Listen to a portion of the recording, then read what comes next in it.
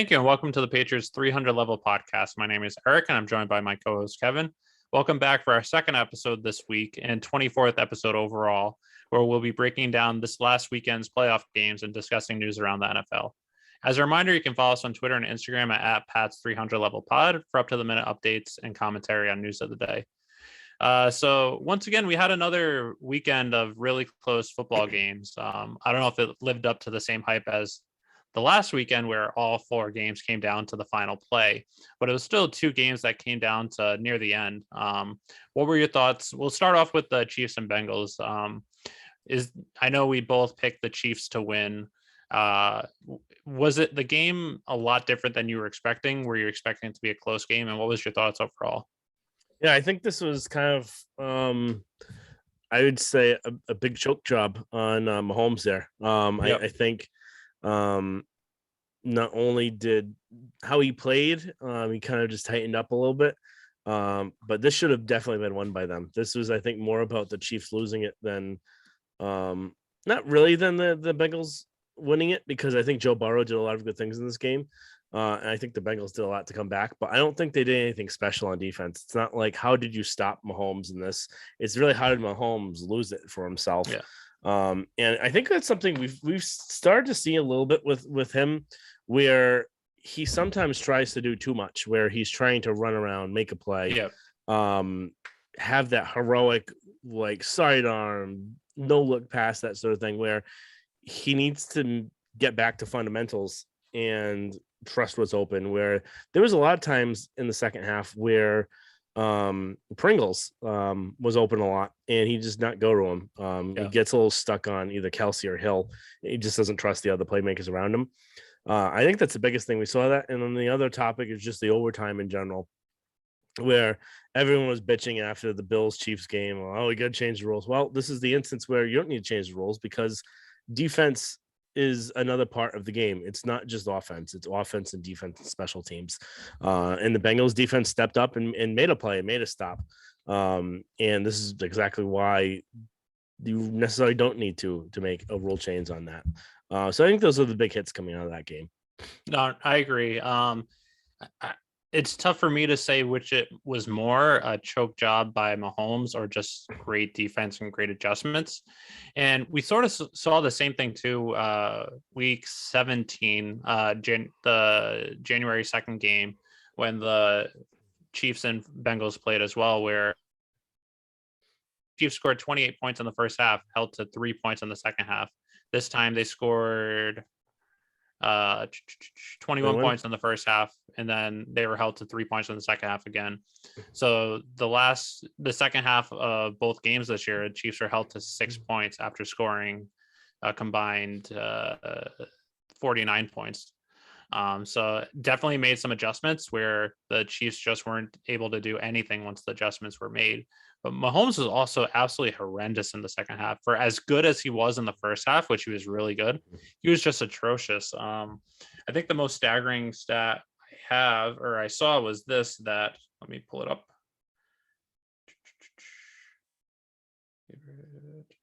I think while you're looking for that. Yeah, I got it.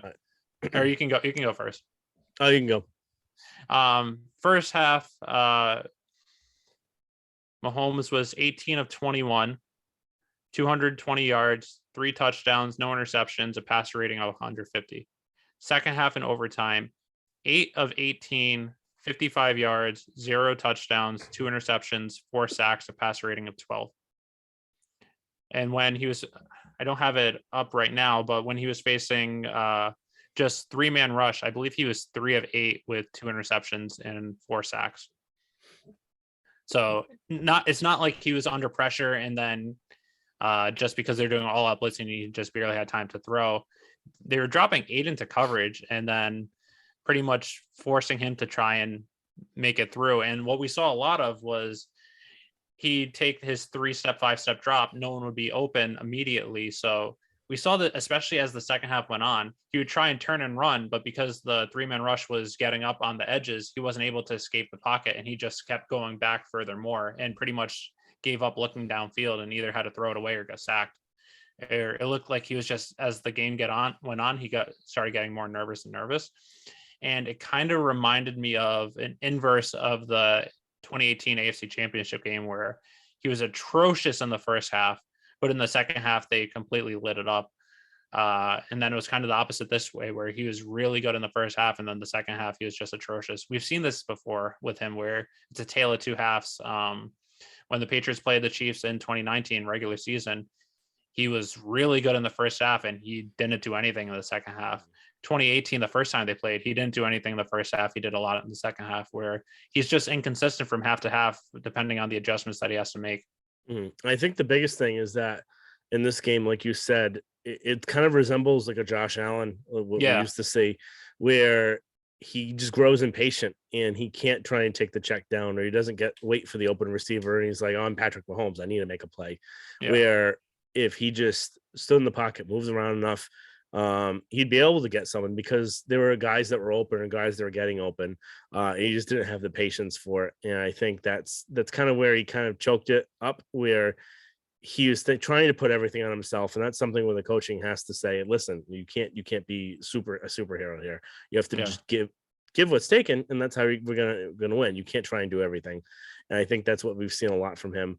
And something we definitely saw a lot from Josh before, and he's actually gotten a lot better this year on. So, and even Mahomes this year, the first half of the season, that was his issue, where he wasn't taking the check down, where he wanted to make the big play, and then teams were just doing the cover two, and they were beating them that way because he was growing impatient. As the season went on, he started taking the check downs, which allowed them to open up pretty much open up the passing game in general, since he was taking the check downs, but he just abandoned it in the second half this time. I don't know if the pressure got to him or if it was just a defense that he wasn't used to seeing.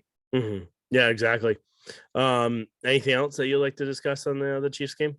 Their kicker is a freaking stud. He's a rookie, 4th round pick. The Bengals? Going into the game, he had 11 50-yard field goals made on the season as a rookie, which he broke the Bengals record for most 50-yard field goals in a season or in a career. And he's only a rookie. And I believe he had 2 this game, but he just has massive set of cojones. And I think he's going to be good. Trying to think if there's anything else. The Bengals offensive line was atrocious, though. Yeah, they're going to get him killed. Yeah. And we'll talk about it next week, but that offensive line going up against the Rams front 4, front 7, that's going to be interesting. It's going to be rough. And it's just kind of interesting to see kicker taken in the 4th round there. Patriots took a kicker last year in the 5th round, doesn't even make the team. And I don't even think he ended up making someone's practice squad. I think he had a tryout, and then he was on the Patriots practice squad last year. Yeah. The former URI Rhodey alumni for 2 years. But I know he was on the practice squad last year. He was cut this offseason, and then he had a tryout with the Cardinals, but he never landed. But I just going on to the OT rules, I think they should stay as is. I was saying that even after last week, and this is a perfect example why. Defenses win championships, and if you have a defense, if you win the coin toss, if you just are going to allow them to go down the field, then I don't know if you're really a championship caliber team. Just like Keenan Allen, who's a wide receiver and offensive player, was saying after the Chiefs-Bills game, defense wins championships. If you can't stop them, you don't deserve to win. So for an offensive player, someone as skilled as Keenan Allen to say that, and I think Keenan Allen is kind of a soft player, and for him to even say that, I think it just shows that there might be a way you can tweak it, sort of like Bill's suggestion of maybe 15 minutes, play it out, but it's not an automatic guarantee that the offense is going to go down and score, even someone as electric as the Chiefs offense with Patrick Mahomes. Exactly. Going to the next game, 49ers Rams. This one was, I think, the most disappointing game that I had to watch. Well, there were only 2 games, but probably the most disappointed I've been watching a game this playoff, where the 49ers Not for me. The most disappointing game for me was the Patriots Bills. I forgot they're in the playoffs. It was that long ago. But besides the Patriots, I'd say it's the most disappointing game I had to watch, just because of how much faith and basically faith I had in Jimmy. And again, he's not going to be going into I'll give a little hint. He's not going to be one of my downs going into it. I don't put all the blame on him on this. Yeah.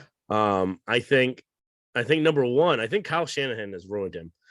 Just watching this and watching some of the Jimmy games, he never looked like this before. When he was with the Patriots or when he was with the 49ers in the beginning of his time there. I think he's actually regressed a lot. And Shanahan's supposed to be this offensive guru, this wizard that knows what he's doing, can dial up the only play. He's terrified of Jimmy for some reason. I think mostly because he still resents the fact that he's his quarterback instead of Kirk Cousins. But Jimmy just doesn't look as smooth in the pocket as he used to be. He looks like a statue up there. He's all flat-footed. He's not on the balls of his feet. He's not quick in the pocket. He was never the fastest guy, but he was a little bit quicker than Brady before, but moving around. They could do those boot actions, that sort of thing. He just doesn't look comfortable anymore. I just don't think they're running the right plays for him. I think if they went more to a design where of like the Patriots, spread them out, try and find the open receiver, that sort of thing. I think that's more in his favor and something that he likes running more than kind of this complex Shanahan offense where he thinks he's running the most perfect play and then he just overthinks himself. And then he got way too cautious at the end.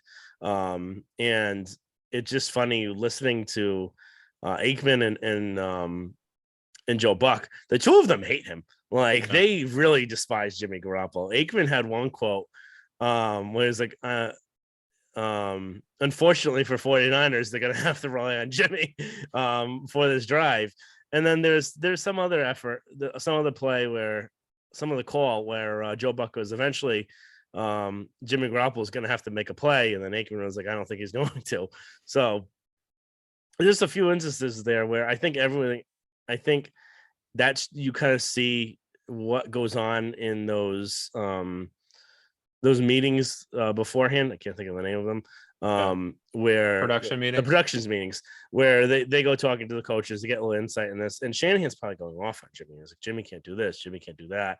I can't wait till Jimmy's not my quarterback, something like that, because the amount that they trashed him, I think was insane. And I think we'll get to this a little later on, but I think Shanahan's the biggest one at fault here. Number one, I think he screwed up Jimmy.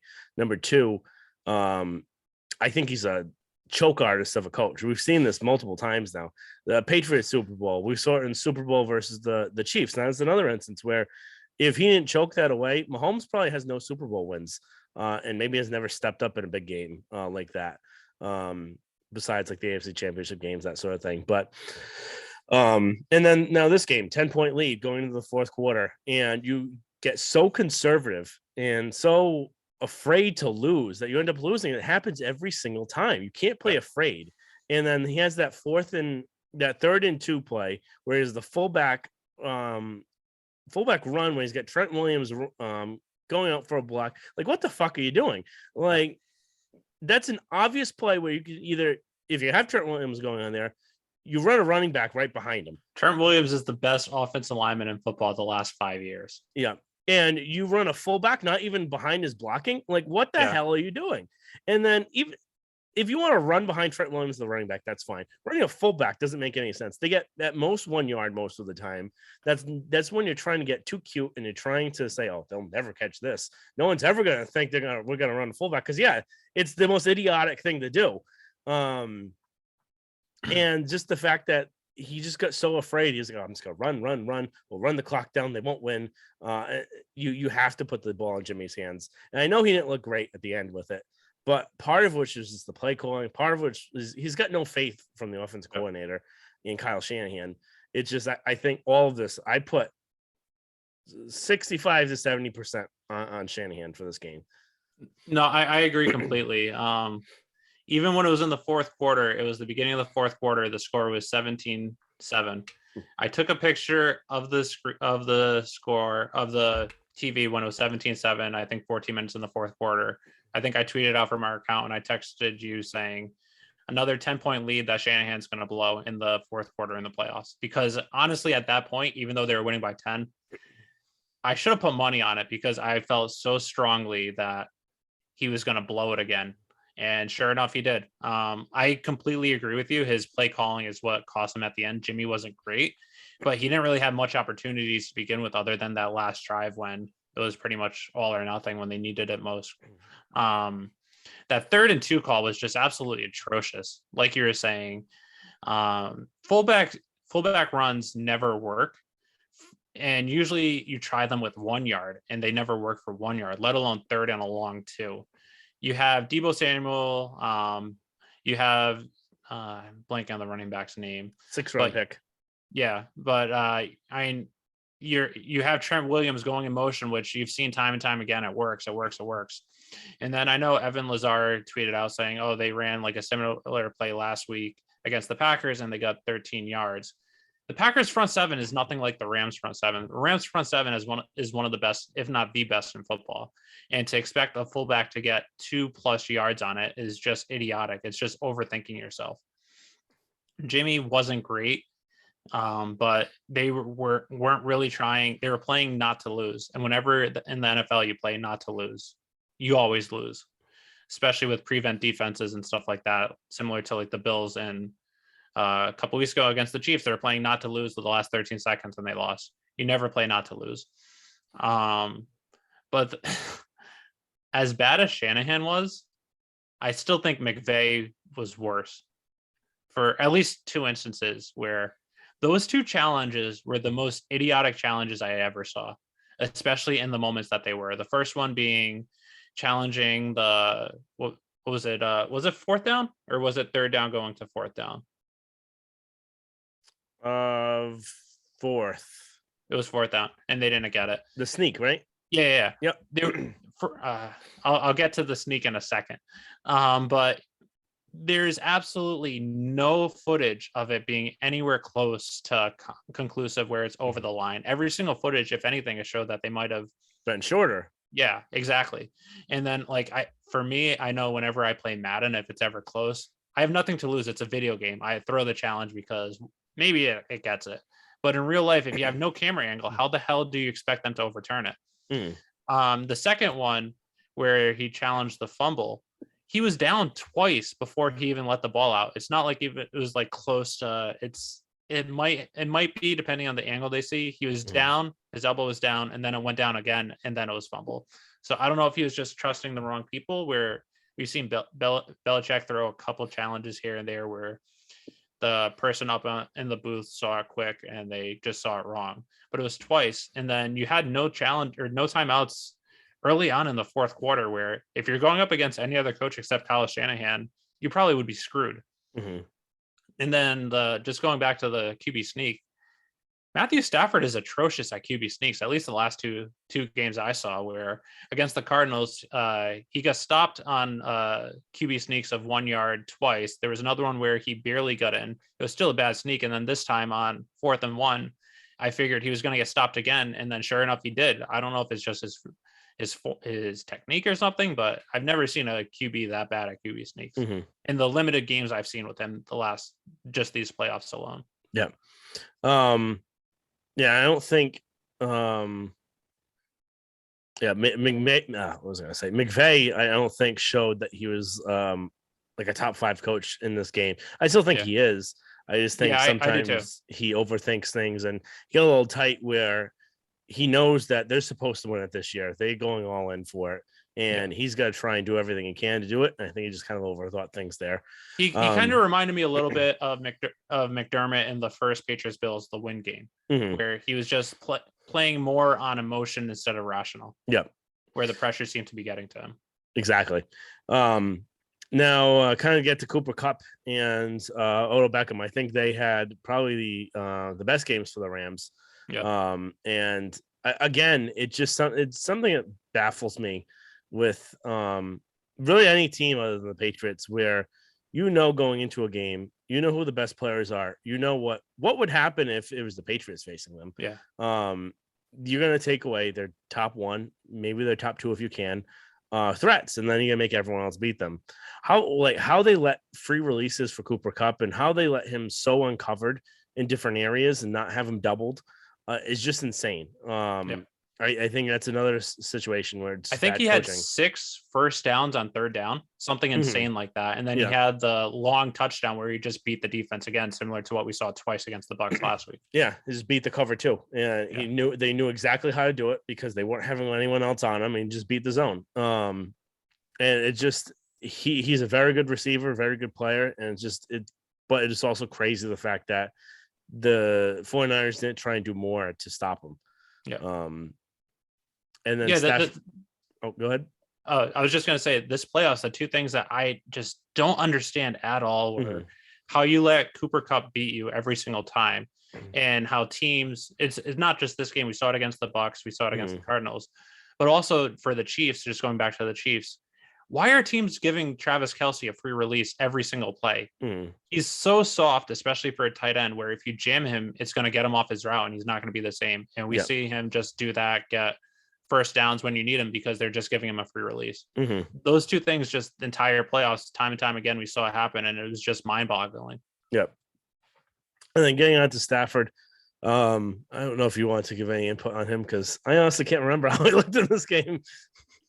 He looked pretty good, but it's just like he was okay. It's just I know he won this game. I know he won last week versus the Bucs, but in crunch time, he almost had two huge mistakes that cost him the game. Last week against the Bucs, that final drive right after Brady led the comeback to tie it. First or second down, he fumbles it, and Bucs almost recover it.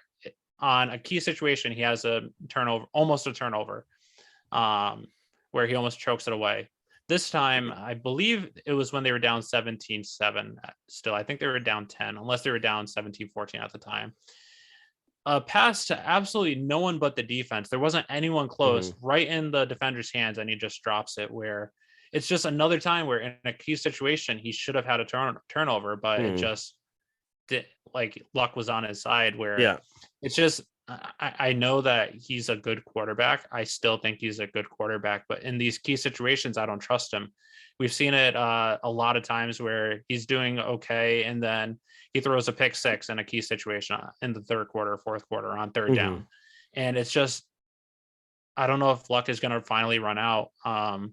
On paper, we'll get it to next week, but like on paper, the Rams are probably better than the Bengals, but Matthew Stafford in the fourth quarter, if the game's tied or down, do I trust him to lead a comeback? Do I trust him to keep a lead? No, I don't.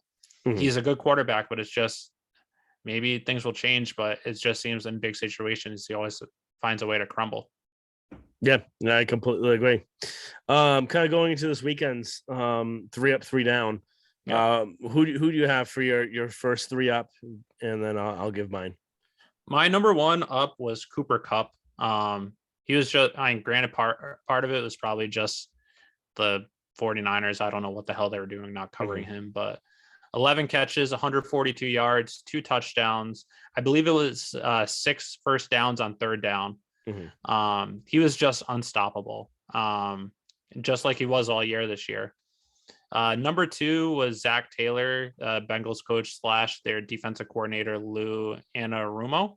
I don't know which one actually should receive credit, because I don't know who actually made the adjustments in the second half. But the second time this year, holding the Chiefs, who scored 3+ touchdowns in the first half, to 3 points in the second half, not once, but twice. They just completely, part of it was Patrick Mahomes crumbling, but their defense deserves credit too, where they're able to stop him too. Whatever adjustments they seem to make, it worked and worked well. And then number 3 was Odell Beckham. He had, I believe, 9 catches, 113 yards. First time having over 100 receiving yards since, I believe, 2019 when he was with the Browns. But even though the 49ers weren't able to stop Cooper Kupp, they weren't able to stop Odell Beckham either. And this is a team that has a very good defense, on paper at least. So those were my 3 up. What about you? I've got Cooper Kupp, Deebo Samuel, and Joe Burrow. So Kupp, I think we've already talked about, had a really good game. Showed he's one of the best receivers in the game, if not the best. Deebo Samuel, even though he was on the losing side, he just shows what a playmaker is. How tough he is, how he can run over linebackers at his size. Just shows how versatile he is. He could be used as a running back, wide receiver, like a true dual threat weapon. And it just aggravates me the more and more I watch him. The fact that you could have had him, and in fact you chose N'Keal Harry. And the last one, Joe Burrow, I think he just shows a ton of stones. he was able to make some plays with his feet. He's not really a running quarterback or anything like that. Just got you in the position to win. And I think this Bengals team, everyone said that this year was the year of 2001. I think it might be, not for the Patriots, but I think it's for the Bengals. So I think they may be the more accurate depiction of the 2001 Patriots. So we'll see. This weekend's 3 down. Who do you got? I have, let me just pull it back up. Number 1, Patrick Mahomes. Mm-hmm. Number 2, Kyle Shanahan. Number 3, Sean McVay. Like we said, Patrick Mahomes, he was phenomenal in the first half. Part of it was him taking the checks downs underneath, but he was taking what the defense gave him. I don't know what happened between the first half and second half, but he was just absolutely atrocious. I know we talked about it a lot, so I'm not going to keep harping on that. Number 2, Kyle Shanahan. He played to not to lose, and whenever you play not to lose, you lose. And we've seen that time and time again from him, where this isn't just a one-off. We saw it in the Falcons Super Bowl. We saw it the Super Bowl in 2019 versus the Chiefs, and then we saw it this time. And I think this might have been, the Falcons was obviously the worst, but I think this was actually worse than 2019, where at least 2019 they had a shot at the end. This one, even though the Rams took the lead and the 49ers had the ball back, I didn't think, based on the play calling, how the game was going, that they were going to win that last drive, even when they got the ball back. Number 3, McVay, like I said, blowing through timeouts and then going through those 2 challenges, losing your challenges. If you were going up against any other coach with that roster, that probably would have cost them. And he probably would have lost the game, but he was going up against Shanahan, who lost it even more. I think mine's pretty similar to yours. I've got Mahomes, Shanahan, and Tart. Holmes, like you said, really bad game in the second half, was the reason why they lost. Number 2, actually, before we even get to that, just one more addition on Mahomes is the fact that there was that third down play at the goal line where in the first half, where either number 1, he completely lost track of timeouts, even though Reed was telling him that to get the ball out quick, and you could see him say, I know, and then still motion for timeout, unless he was trying to show, like, make it seem like it wasn't a complete moron, but then it makes you look even stupider.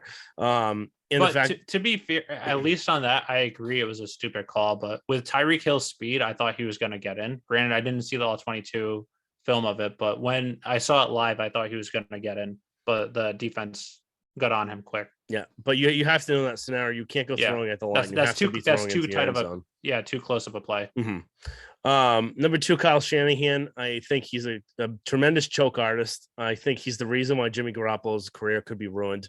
Depending on what happens, I think he's 32, so that's pretty tough to turn around at that age. And then Tart, you can't go dropping that interception. If you catch that, you're probably winning the game. But who knows? Shanahan found a way to choke it away. Yeah, I was going to say, if you catch that, chances are you win. But then I was like, actually, I don't know with Shanahan. Yeah. All right, moving on. News around the NFL. Josh McDaniels named Raiders head coach. Any quick thoughts on that? I was a little surprised. I don't know if I should have been, but I feel like it's for him waiting all these years to find the perfect spot. I know that the Raiders are a playoff team. I know that they played the Bengals close, and they probably should have beaten the Bengals the first round of the playoffs if it wasn't for Jerome Booger or whoever that referees grouping was. Mm-hmm. You could argue that maybe, who knows, maybe they might be in the Super Bowl right now if it wasn't for that ref. So they definitely do have a talented team. They're young. It just depends. Is Derek Carr really going to be able to lead them the next few years? He's on his last year of the contract, but usually you don't see quarterbacks trade teams or go to free agency. But you're going up against Patrick Mahomes and the Chiefs. You're going up against Justin Herbert and the Chargers, which on paper is one of the most talented, in my opinion. The Chargers are one of the most talented rosters in the NFL. They just have an absolutely idiotic coach. And then Aaron Rodgers could be going to the Broncos. So you could be going up against Patrick Mahomes, Justin Herbert, and Aaron Rodgers 6 games of a 17-game season next year. Mm-hmm. If that's the case, chances are you're going to lose at least 3 of them, maybe 4. And then if you're going to make the playoffs, you have to win. you can only afford to lose 3 more games. Mhm. But they are talented, so I can understand why, especially if you have an owner that you believe is going to stand by you. Where it seems like Mark Davis, even though his haircut is maybe that of a crazy person, he seems a lot more in check than his dad, and it seems like he actually is seems to give support to the team. Plus, you're also getting a GM that you trust, and trust, and is going to put the team or have the same vision for the team as you. So, and I wish him the best. I like him a lot. I think he's definitely going to be better than he was in Denver. I think he's learned a lot from that experience, especially coming back and having another experience with the Patriots. I just don't know talent-wise how they're going to do compared to the other teams in their division. It's just a tough schedule for him. Yeah, I think at first I was a little surprised when I heard him going there. I wasn't surprised when it was said that Dave Ziegler was going to go there. Yeah. And I figured wherever he went, Josh may be tied there, depending on what ownership is like and what the structure is with everything. Just because they've been close. I think they went to college together. So they did too. I know him and Casero did, but yeah, I think he went to college together, and then they worked together at the Broncos together. I think he was the head of scouting or something like that. Okay. So that's not too surprising. So I think the situation he's going into, at least from a kind of workflow perspective, where he's got an owner where, yeah, he's kind of weird, but he's pretty hands off on his coaching. Yeah. He's not firing people left and right. He even stuck by Gruden to the point when you couldn't. That was the reason why they ended up releasing more stuff against them. So you kind of seen that he does stick by people. He's got a good setup with Ziegler. He probably has the right power structure there. And supposedly the Patriots were kicking the can on trading for Carr before. I think it was last off season. So if McDaniels was one of the ones that was kind of for that at that point, maybe he thinks there's something that he could do with Carr where he may be able to salvage him and make him better than he currently is right now. So I think that's the most important part for him. I think having the right structure, everything else will come into place. The Chiefs aren't going to be at the top forever. Reed is going to be a coach for, I can't imagine, too much longer. And then what happens if you get a bad coach there? So, or maybe it's going to be Bieniemy, and I still don't know really what he does. Yeah, same. So, but also one thing with the Chiefs, just sorry to cut you off, but this is the first year that Patrick Mahomes' salary increases from, I believe, $11 million cap hit to 36, 37. Mm-hmm. So they might start to see the financial crunch now. Yeah. So I know some people say the cap is crap, but the cap is crap to a point where if your quarterback's taking that much amount, you're just not going to be able to afford forever these players, and they're getting older. So it may not be as difficult in year 3, year 4 as it may be this year for him. Next topic, Brian Flores kind of really shocked everyone. Where I think both of us, when we saw the tweet come out, didn't think it was real. Yeah, I thought it was a fake when I saw it. I looked up the guy, I didn't see who it was, so I kept Googling it because I just thought it was a fake tweet. Yeah, it kind of insane premise is to think of where you're willing to risk pretty much everything doing this. Yeah. Especially considering how young he is too. It's not like he's like 70 and just over the hill. He's 40. Yeah. And it's not like he's set financially for the rest of his life. He had only a $15 million contract, which is a lot of money, but depending on what he did his previous few years with it, he's pretty much set, but and also the potential legal fees if he loses this lawsuit, because the NFL is it's probably going to be $50 million of legal fees. Yeah, it's going to be a disaster, I think, for him. So kind of going into my just thoughts, and then you can kind of give your thoughts. I really like Flores. I think he's got a lot of character. When this first came out, I was like, I wonder what happened. So he read the different things. It's kind of really funny how Bill's text kind of really spurred everything. And I was like, oh, well, he should feel that way if like all this stuff is happening to him. Maybe not all of it's racist. I don't think an owner trying to pay you to lose is racist. I think that happens. I don't think he was saying that it was, but yeah. But we'll get into that in a second. Sorry for cutting you off. And I don't think trying to tamper with Tom Brady is something that's race related. I think he's trying to show a bigger picture, and maybe he's really more pissed off at the Dolphins and brought this whole thing up. But the more and more I've seen of everything, he has to have an end game with this, where I know he wants change and he wants all this stuff, but he has to, when they're not going to get to discovery at all. So the NFL is going to go to him and say, what are your demands? What do you want? And he has to have a good enough plan of what he's asking for. And for everything he said against them, he's got to hope that he's got a good enough case where it's not all this he said, she said, something that's provable, where everything isn't completely provable. Belichick isn't out with his text because he said, I think they're hiring Daboll. And Daboll at that point too had not gone for his second interview either.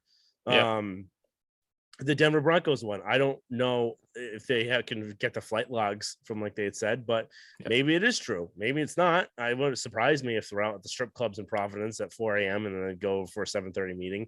But he has to make sure he has all of his ducks lined in a row, or the NFL could bury him. Because they're all going to try to do it. It already looks, all the statements going out against him from the Giants, from the Broncos, from the Dolphins. They all have legal words, and it all makes it sound like they're tempted to countersue him. So if that does happen, they're a multi-billion-dollar organization. They could do whatever they want to at that point. So you have to really know what you're asking for, and not just say, I get having more black coaches is a good thing. But you have to have a plan for it. You can't just force someone to hire someone. You have to have a way to do it. And some of the the appearance and the looks of these different things he's got to watch about who he kind of tied himself to in this case. Because the lawyers in this case seem like one of those ones trying to make a name for themselves for all these different reasons. And they may not have his true backing at this, where he wants to make change. The Rooney Rule, I think both of us agree, as much as it is to try and get more people appearances and more interviews, it does the exact opposite, where some teams just are basically trying to find ways to get around it, where you pretty much know most of the time, maybe half the time, who you really want to target. So Jaguars, they knew from the start they wanted to target Urban Meyer. That's the only coach they wanted. So now they have to just bring in an African American, say, "Oh, we're going to interview," even though we have no reason to interview. And that's more of a waste of everyone's time. Same thing goes with John Gruden, where they knew they were targeting him. They knew what they wanted to pay him. This is what the man they wanted, and it ends up wasting the times of some of these people, where they're not giving a really fair interview because they're not wanted at that case. But maybe there needs to be, he has to have in the back of his mind what he wants for demands when they ask him that, because they're never going to let this go to discovery, because there's too much at stake for the NFL. Then people's cell phones get released, all this other inner workings, how much they're paying the kids, how much they're paying the family, all that sort of stuff. So that's never going to happen. So he just has to know what he's asking for. And I don't think we've really seen anything yet about what his kind of demands or anything like that are. One thing I was thinking could be a good way is we already have that compensation for black coordinators, where and if you kind of front office, if you develop one of them, you get 2 third-round compensatory picks, so one back-to-back years. That's great. So that way you're trying to hire more of those coordinators and that sort of thing. So that helps incentivize trying to get more of those on your payroll, because most of the people that get hired are groomed offense coordinators, defense coordinators. But there should maybe be an incentive for hiring teams too, where you don't want to have it be right in the first year, because that what would stop someone from just cutting the coach after a year just so they can get draft picks. But having something in year 3 or 4, or maybe year 5, where they get a 3rd round pick, if the coaches lasted that long. something along those lines, I think would be fine. But if you try and just force people to be interviewed, they're always going to try and skirt around the rules. It doesn't really give them a fair shake because half the time people are getting interviewed just because they need someone and they already knew who they wanted in the first place. Yeah. With the Giant situation, I don't think even that case would have been racist inherently. I think from the start, if you have a Bills, a former Bills like assistant GM who's going there as GM, he probably wants Daboll because he knows Daboll. Same thing with Josh going to the Raiders. Ziegel's going there. He's targeting Josh.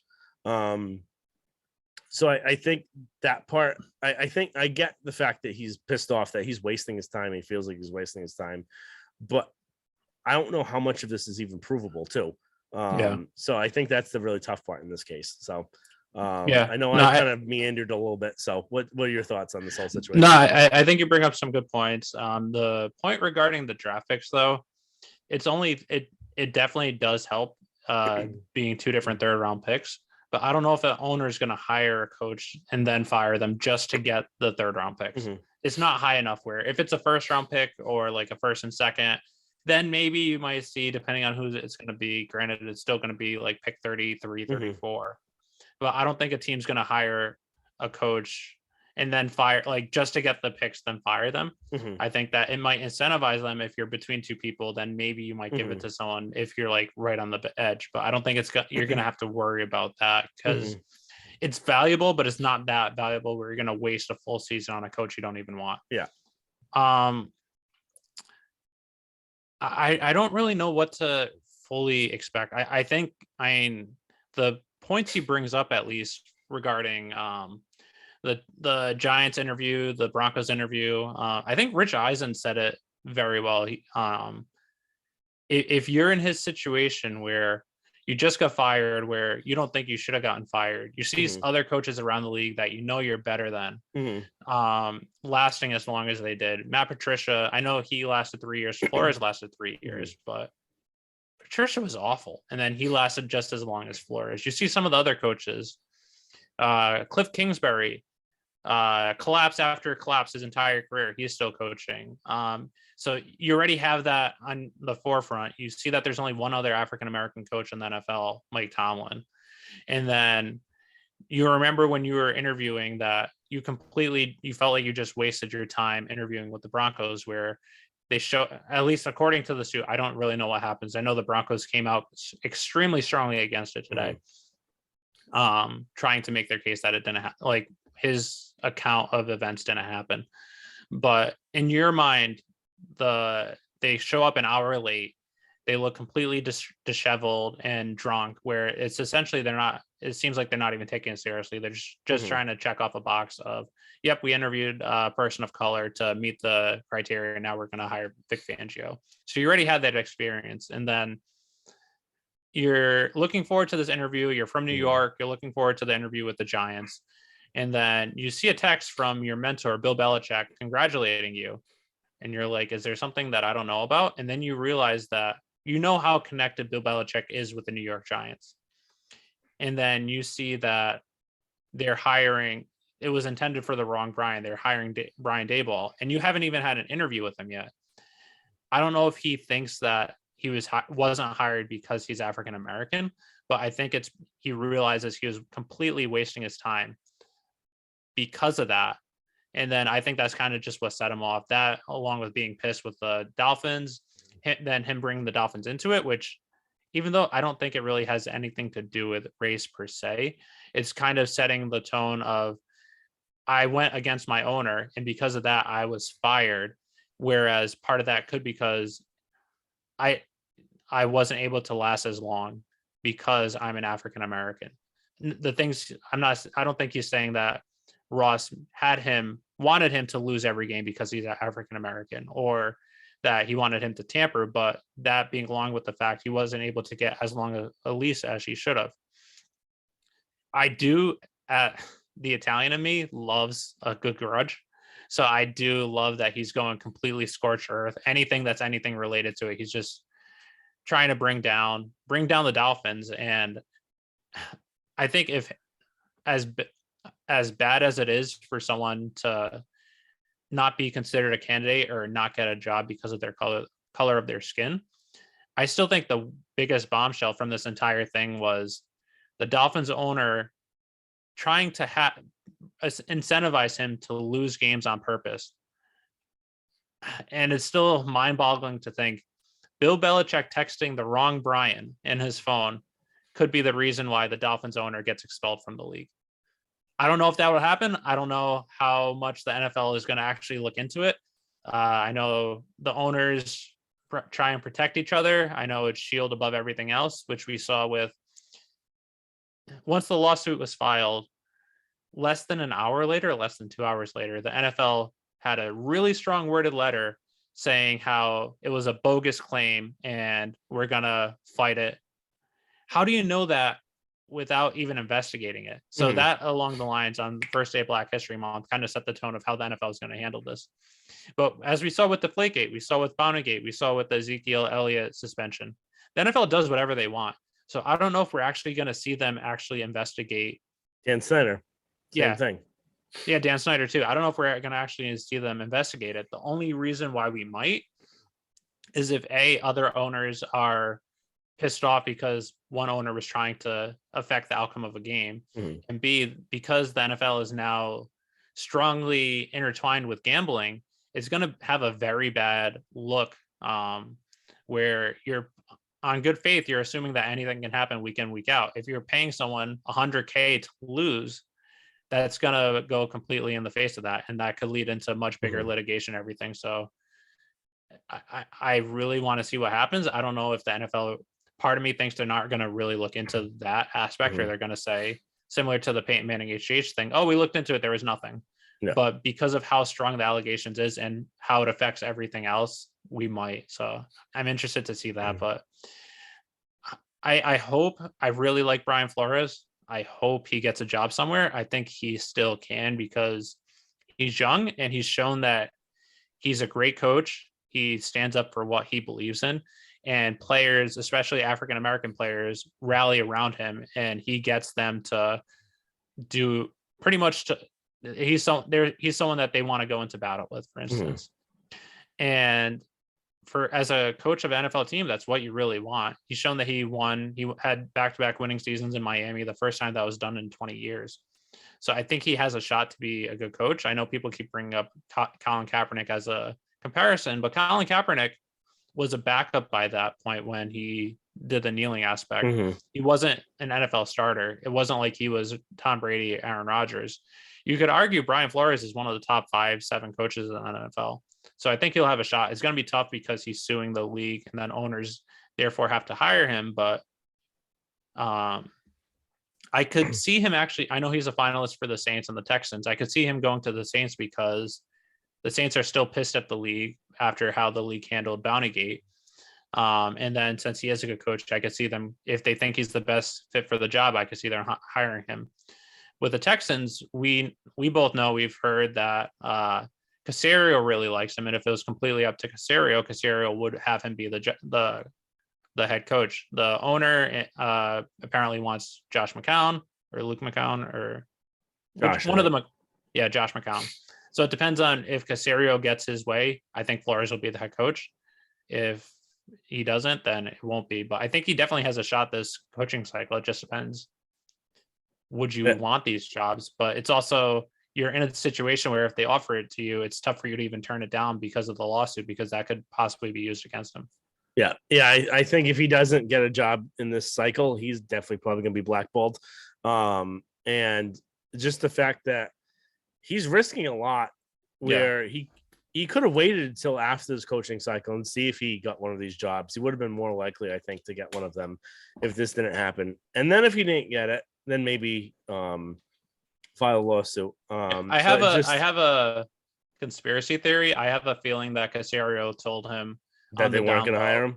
They're not going to hire you. And then he was just like, F this. I'm going. But even that, I don't think it's not a race thing. It's just the owner's a moron, and he's tied to a known con man of Jack Easterby. And because Josh McCown is some sort of, I think he either has some religious he's very big in with some sort of Christian thing, which isn't a bad thing, but that seems to be the reason why the owner wants him. Because the owner is also very religious. Being religious is a bad thing, but it seems like he's taking what his personal beliefs are over his coaching ability. He's, I think, a high school football coach right now. Yeah. So, it's just a weird. The owner is a moron. So that's the other thing too with Flores.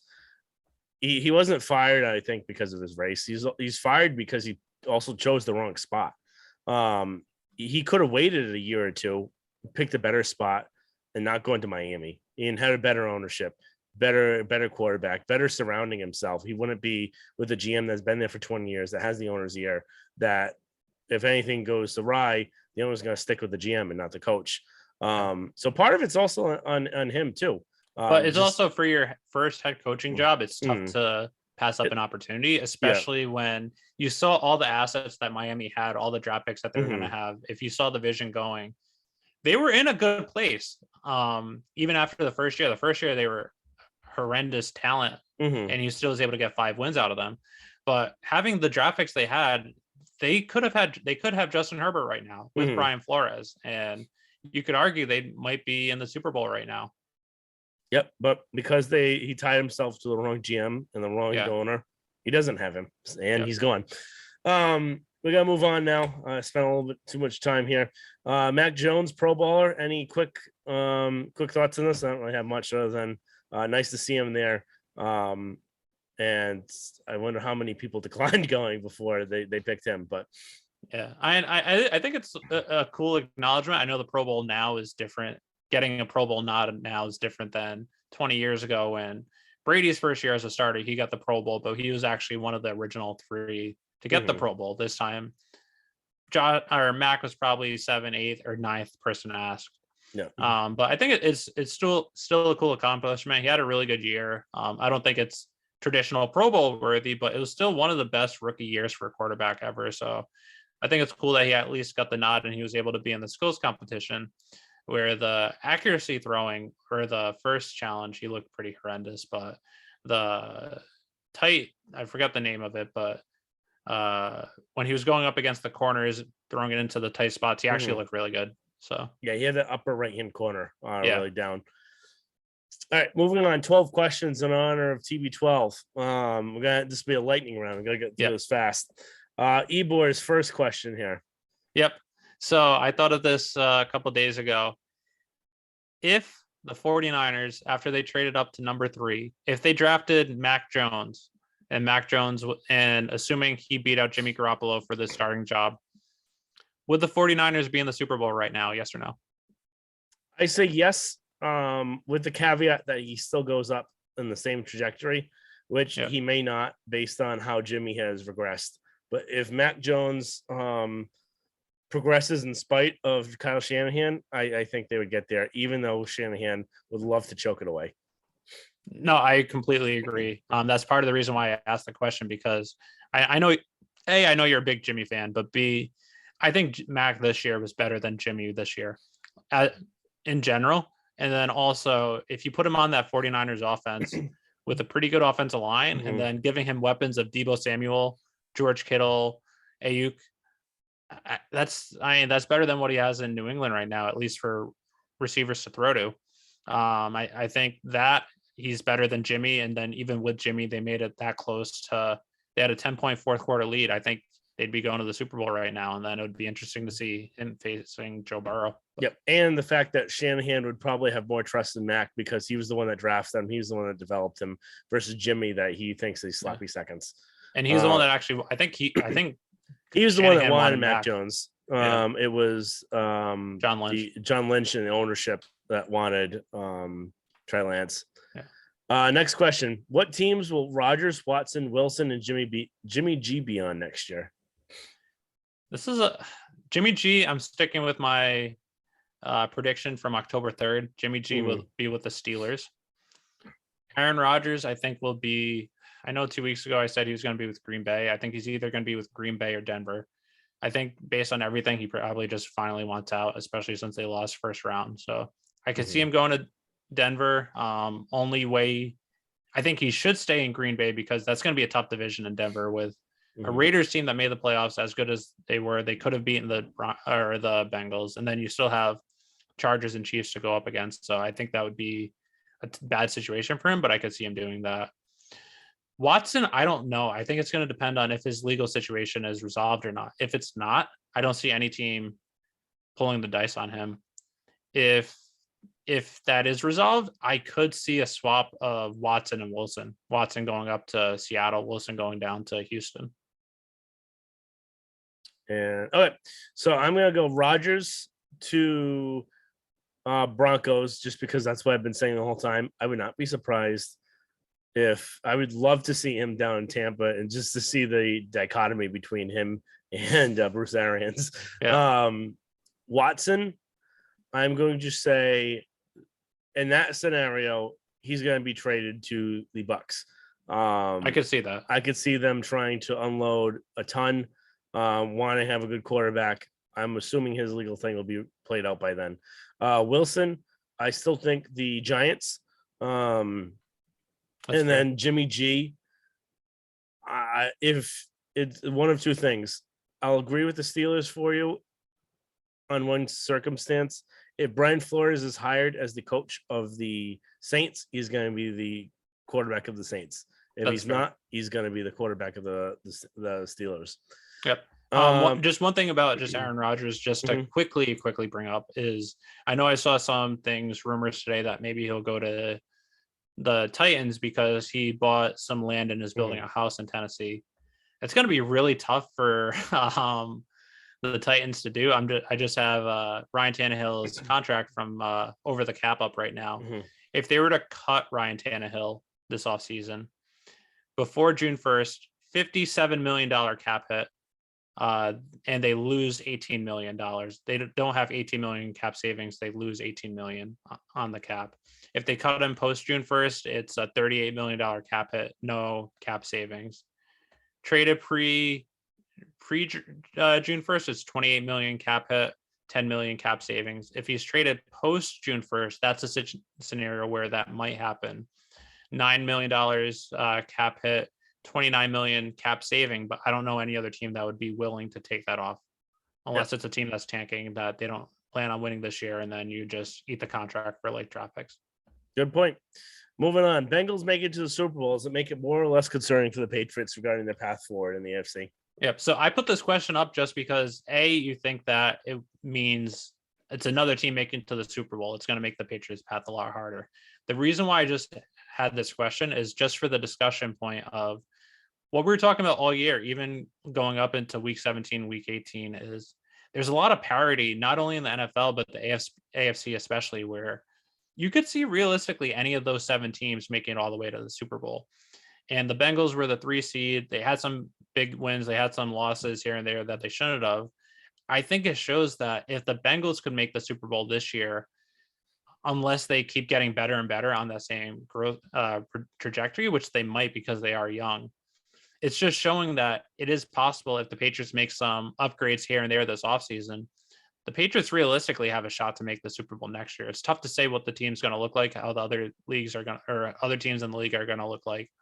But the AFC in general is really close, and the Bengals could have lost to the Raiders. So it's just showing that things went their way this year, but things could go the Patriots' way next year. I think it's obviously because it is another team. They have a lot of talent on offense and they're pretty good on defense. It's going to be tougher, but it just shows that they could theoretically be that team next year because there is so much parity. I would just say it makes it harder. You have one more good quarterback, one more good team to face. Just makes the path more difficult. Next question. Who's more to blame for the 49ers loss, Jimmy or Shanahan? I think we both answer this. Shanahan. Next question. Percent chance the Patriots end up back in the Super Bowl next year?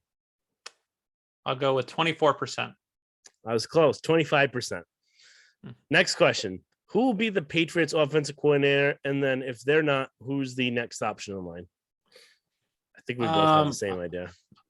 My number one is Bill O'Brien. My backup is Chad O'Shea. If it's not Chad O'Shea, I'm going with Mick Lombardi. All right. So I've got almost the same thing. I think it's Bill O'Brien. Next would be Chad O'Shea. Next would be Don't say Crazy Eyes. No, not him. I don't know why Nick Caley. Okay. Will Brian Flores ever be a head coach in the league again? Yes. I really think he will. I think there's a chance this year. I could see him. I think there's a 40% chance he lands with either the Saints or the Texans. So it's still less than 50%, but I still think it's pretty high. But I could see another team. Good coaches are tough to come by. He's shown he could win, especially with not great talent, especially in a tough division. I could see another team rolling the dice on him. I think if it didn't happen already, if they didn't get Josh McDaniels, I could see an owner like Mark Davis going after him, not giving a crap that he sued the league or anything. So I think he will get a head coach. I just don't know. If anything, I think this is his best hiring cycle because of the Saints' disdain with the league and the Texans having Caserio who wants him. But I would say yes, just because he's a very good head coach. And the difference, like you said, between him and Kaepernick, where Kaepernick wasn't good, Flores is good. And I would really want Flores to be my head coach. There's going to be a lot less teams that will want him now because of this. So he's going to have a harder chance. So it may not be this year. But I think in the next 10 years, if I had to put money, I'd say yes. But I also, again, wouldn't be shocked if he's blackballed from the league and never coaches again. What was Tom Brady's most impressive season? Yeah, I just wanted to throw a couple curveballs in here, even though it's not really related to this past weekend or any news. It's sort of related because Brady just retired, but for me, it will always be 2006. Making it to the AFC Championship game, they should have won that game. And then if they win that game, they're going up against Rex Grossman and the Bears in the Super Bowl, which they would have annihilated. But that 2006 team, his top receivers, I have it right here. Rashae Caldwell was the leading receiver with 61 catches, 760 yards, 4 TDs. Then it was Ben Watson, tight end, who he was okay, but he wasn't anything special. Your number 3 leading receiver, Kevin Falk, out of the backfield. You had a 35-year-old Troy Brown as your number 4 leading receiver or leading pass catcher. Then Doug Gabriel, then Lawrence Maroney, then Daniel Graham. They were just atrocious on offense. They had zero talent at all. And I know part of it was some luck. They got lucky against the Chargers. Chargers were probably the best team in the league that year, but for them to make it as far as they did, they still won 12 games, I believe. And for them to make it that far and still come, if they weren't gassed, if they didn't have injuries, they should have beaten the Colts and they would have most likely had another Lombardi trophy. Granted, if they did win it all, I don't know if they go all out that offseason and get Randy Moss, Wes Welker, Dante Stallworth and go 16-0, but they didn't win that year anyway. So, yep, I would have to say 2006 would be mine as well. The talent that he was throwing to was complete garbage. And they almost made it to the Super Bowl, and would have made it to the Super Bowl if the Colts didn't turn up the heat in the dome. That too. And the crowd noise. So I would say 2006. Will the Bucs make the playoffs next season? I say yes, only because the NFC South sucks. Matt Rule is an atrocious coach. They don't have a quarterback unless Sam Darnold finally proves it this year, but I don't think he's going to be given an opportunity. Falcons, I don't think are good. It just depends on who ends up being the Saints coach and who's their quarterback. I think if Brian Flores goes to the Saints, I think no. I think the Saints win the division. If it's anyone else, I think it's the Bucs will probably win, just because at least as of now they have a lot. They still have a lot of talent. Arians is an idiot, but 6 wins could win that division next year. Yep, I completely agree. I think the Bucs are going to make the playoffs next season. They will find some serviceable enough quarterback that's at least average. And their defense is pretty good. And they have a lot of talent still on that team. So I say they will make the playoffs next season. Will this be the offseason that Steve Belichick is officially named the defensive coordinator, or will he have any of his duties stripped? I say he's officially named, because traditionally when Belichick doesn't name a coordinator, he usually gives it 1 or 2 years. I believe Bill O'Brien was 1 year. Matt Patricia was 2 years. I think Josh might have been 1 year too. But this is the 3rd year that Steve was the de facto defensive coordinator without the title. if we go another year, it's going to be 4 years. Even though he has been calling the plays all 3 years, I think he finally gives his son that title, because if he doesn't, I think it kind of looks bad on Steve that, hey, you've had the position for 3 years. Now this is your 4th year having the position, but you still don't have that title. So I think Bill is going to give it to him. But it is still a little tricky since they're still going to have Gerard Mayo. So because of that situation, since Mayo does do a lot too, I don't know. That's the only way where I think they might not. But I think it's still Steve's job. I think they won't, and I think it's going to be a big mistake that they don't name someone, because what we were hearing is one of the big things was just a lack of one voice, and I think they need it. And I think really Bill should probably name himself and do more of the work there. Maybe harder if they can't get Bill O'Brien for the offense. But I think they won't do it just because of that Mayo effect, where if Mayo took a job somewhere else, it'd be a lot easier. But it'd be a lot harder, I think, just to name his son that. And I really don't think that'd be a great situation. Next question. If the Rams win the Super Bowl, will Matt Stafford be inducted in the Hall of Fame? It kills me to say, but I think yes, just because quarterbacks are viewed so highly, especially ones that win the Super Bowl. I had up here, I don't know if I still have it, a list of all the quarterbacks in the NFL or that are in the Hall of Fame. I'm trying to bring it up now, but while I'm bringing that up, I think Eli Manning's going to make it to the Hall of Fame, even though he was never a top 5 quarterback. You could even say maybe not even top 10 quarterback. I think Phillip Rivers is going to make it to the Hall of Fame, even though he was never a top 5 quarterback, and he never even made it to a Super Bowl. I think he has been good. Part of it is because he had the best wide receiver in the last 20 years, Calvin Johnson with Detroit, and right now he has the best wide receiver with Cooper Kupp. But I think he's good. I think he's talented. He just crumbles in key situations. But if he does win the Super Bowl, it's tough to say that he crumbles if he won it, unless he pulls like a Peyton Manning and then they still end up winning. Yep. Yeah, I think he'll make not the Super Bowl. He'll make the Hall of Fame if he wins the Super Bowl, because he has a lot of stats, and I don't think he's a Hall of Fame worthy quarterback. I don't think a lot of people are that are in there. But I think based on what we've seen in history, I think he'll be a Hall of Fame quarterback, unfortunately. Last question. Which wide receiver that the Patriots passed over instead of Nikhil, who would you rather have basically in that draft year? Nikhil, Debo, AJ Brown, or DK Metcalf? It's tough because Debo, AJ, and Metcalf are all so good, and they play a different style of game. I think in this offense, I'd have to go with Debo because he does everything. And we saw how with Aaron Hernandez, they utilize him a lot of different ways just because of his skill set. They had a tight end lining up in tight end position as a wide receiver, as a slot wide receiver, as a running back. I could see them doing that a lot with Debo too, just because of his skill set. But I think it's tough. You can't really knock any of those three, Debo, AJ, or DK. But for me, I think the order would be Debo, then AJ, then DK, just because I think DK is good, but he can be a little inconsistent. And I wonder if he's one that he showed flashes in that first year, but he didn't really take another next step this year. Yeah, I think that's exactly the order I'd give. I think Debo's very versatile. I think you would see him a lot in kind of those slot and quick plays that are really known in the Patriots offense. AJ Brown's a very good receiver, tough, physical.